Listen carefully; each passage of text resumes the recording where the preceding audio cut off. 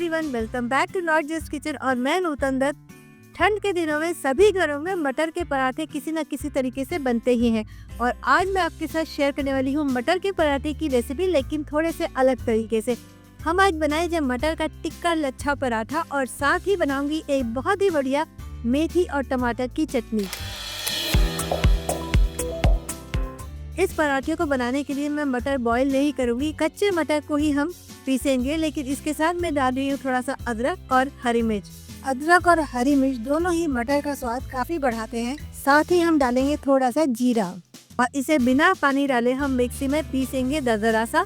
और ये देखिए मटर हमारे बहुत अच्छे से पीस चुके हैं। मटर का हमें टेक्सचर रहने देना बहुत जरूरी है, तभी इसका स्वाद आता है। एकदम आप इसे फाइन पेस्ट कर देंगे तो खाने में इतना मजा नहीं देगी। तो अब पैन ले रही हूँ, इसमें थोड़ा सा तेल डालेंगे। मटर की फिलिंग बनाने के लिए मैं हमेशा रिकमेंड करूंगी कि आप एक नॉनस्टिक पैन ये ले, क्योंकि ये थोड़ा सा नीचे चिपक सकता है। वैसे तो आप इसे दूसरी किसी भी कढ़ाई में बना सकते हैं, लेकिन इसमें आप बहुत आसानी से बना सकते हैं। तो थोड़ा सा हम तेल डालेंगे, इसमें हम डाल रहे हैं थोड़ा सा जीरा, थोड़ा सा सौंफ, थोड़ी सी हींग और जो पेस्ट हमने बनाया था उसे डाल देंगे और इसे हम धीमी आंच पर थोड़ा सा भूनेंगे।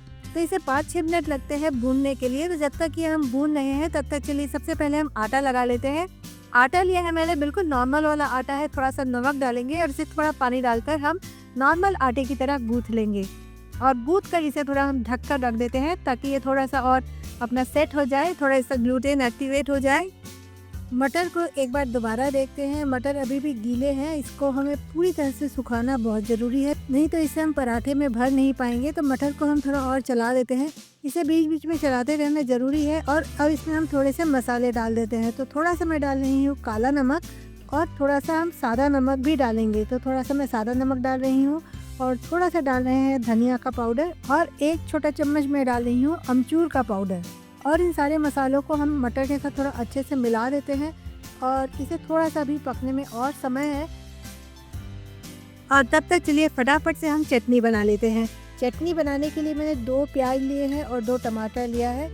तो प्याज को ना स्लाइस तो करेंगे, लेकिन मोटे मोटे स्लाइस, थोड़े मोटे स्लाइस करेंगे तो प्याज का हमें पता भी चलेगा और साथ ही इसमें मसाले भी अच्छे से जाएंगे।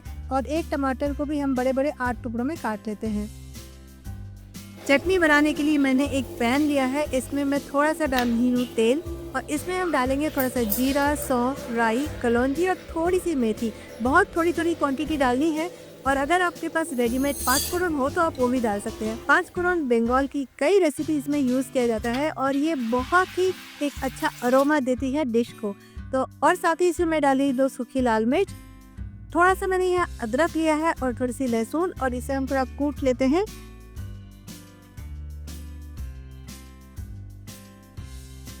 और अदरक लहसुन डालने के बाद इसे हम करीब 30-40 सेकंड तक थोड़ा सा पकाएंगे और उसके बाद इसमें हम डालेंगे 1 कप करीब मेथी, जिसे हमने बिल्कुल बारीक बारीक काट लिया है।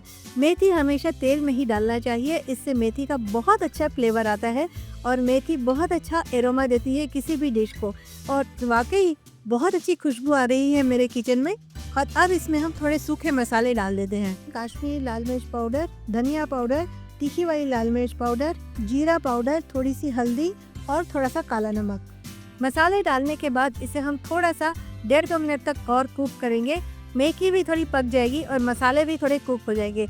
और अब इसमें हमने जो टमाटर और प्याज काट कर रखा था उसे डाल देंगे और टमाटर और प्याज डालकर इसे हम थोड़ा सा और चलाएंगे। टमाटर तक थोड़ा पानी रिलीज होगा, मसाले उसी में अच्छे से थोड़े गीले से भी हो जाएंगे और प्याज भी काफ़ी पानी रिलीज करता है। और अच्छे से इसे मिलाकर अब इसे हम थोड़ा सा ढक देते हैं, फ्लेम मीडियम कर देते हैं। तो ये चटनी थोड़ी कुक होती रहेगी।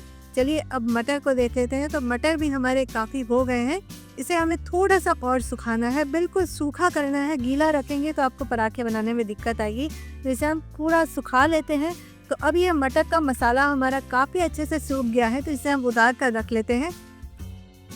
मटर के मसाले को हमने उतार लिया है। इसमें थोड़ी सी बारीक कटी हुई धनिया की पत्ती डाल रही हूँ और इसे अच्छे से मिला लेते हैं और इसे थोड़ा अब हम ठंडा होने के लिए छोड़ देते हैं। तब तक चलिए चटनी को एक बार और देख लेते हैं। तो चटनी हमारी ऑलमोस्ट हो गई है, पर प्याज अभी थोड़े से खड़े खड़े से दिख रहे हैं। तो इसे एक बार अच्छे से चलाकर हम एक बार और ढक देते हैं ताकि ये थोड़ा सा और सॉफ्ट हो जाए। तो बस और 2-3 मिनट में ही प्याज टमाटर पूरी अच्छी तरीके से सॉफ्ट हो जाएंगे। तो खोल कर देखते हैं 2 मिनट बाद, तो प्याज टमाटर सब अच्छे से गल भी गए हैं, कुक भी हो गए हैं। मैं इस चटनी में थोड़ा सा शुगर ऐड करती हूँ क्योंकि मुझे हल्का सा खट्टा मीठा सा टेस्ट बहुत पसंद आता है। लेकिन अगर आपको शक्कर पसंद नहीं तो आप छोड़ भी सकते हैं, और पसंद हो तो आप डाल सकते हैं। तो हमारी ये बहुत ही डिलीशियस मेथी वाली प्याज टमाटर की चटनी तैयार हो गई। और इधर हमारा आटा भी थोड़ी देर से रेस्ट कर रहा था, तो उसे भी खोल कर देख लेते हैं। तो आटे को एक बार खोल कर हम थोड़ा सा और पंच कर लेंगे, अच्छे से एक बार और गूंथ लेंगे। और अब इसमें से लोई काटेंगे। ये पराठे बहुत छोटे नहीं होते हैं, हल्के मोटे होते हैं, और मुझे थोड़ा बड़ा पराठा बनाना पसंद है, इसलिए मैं थोड़ी सी बड़ी लोई ले रही हूँ। लेकिन आपको बड़ा छोटा जैसा पसंद हो आप उतनी लोई ले सकते हैं। और इसे हम नॉर्मल रोटी की तरह बेल लेते हैं। और इसके ऊपर हम मटर के मसाले को बहुत अच्छे से भर देंगे। इसे हमें काफ़ी ज़्यादा भरना है, और उसके बाद इसे हम टाइट सा रोल करेंगे। बिल्कुल भी लूज़ नहीं रखना है, हमें काफ़ी अच्छे से इसे टाइट सा रोल बनाना है। और रोल बनाने के बाद ये देखिए, इसे हम इस तरीके से एक बार घुमा लेते हैं और इसे हम एक नाइफ से बीच से काट देते हैं। तो पूरा इसकी परतें खुल गई हैं, मटर की परत भी खुल गई है और साथ ही आटे की परत भी खुल गई है। सारी चीज़ें अच्छे से खुल गई हैं। तो इसे एक बार हम और रोल कर लेंगे, और रोल करने के बाद इसे हम दोबारा से फिर थोड़ा आटा लगाकर बेलेंगे। बेलने में बिल्कुल भी दिक्कत नहीं आती है, बहुत आसानी से बेल जाता है। और आप देख भी पा रहे होंगे कि कहीं कहीं मटर दिख रहा है, कहीं आटा दिख रहा है। तो यही इसके स्वाद को बहुत बढ़ाता है, क्योंकि मटर जैसे जैसे फ्राई होता है ना, उस जगह का पराठा बहुत ही क्रिस्पी होता है। तो इसे हम अच्छे से बेल लेते हैं। और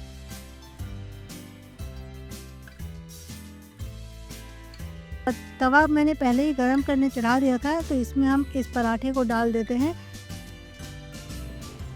जब ऊपर का सरफेस थोड़ा ड्राई हो जाए तब इसे हम एक बार पलट देंगे। दूसरी तरफ से भी जब ये सीख जाए एक बार और पलट देंगे। और उसके बाद आपको तेल घी जो पसंद हो आप उसके साथ ये पराठा सेक सकते हैं। अगर आपको घी पसंद हो तो आप घी से सेकिए, तेल पसंद हो तो आप तेल से सेकिए।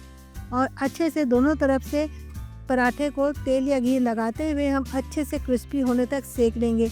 और जहाँ जहाँ भी मटर दिख रही है वहाँ वहाँ पराठा बहुत ही क्रिस्पी बनेगा।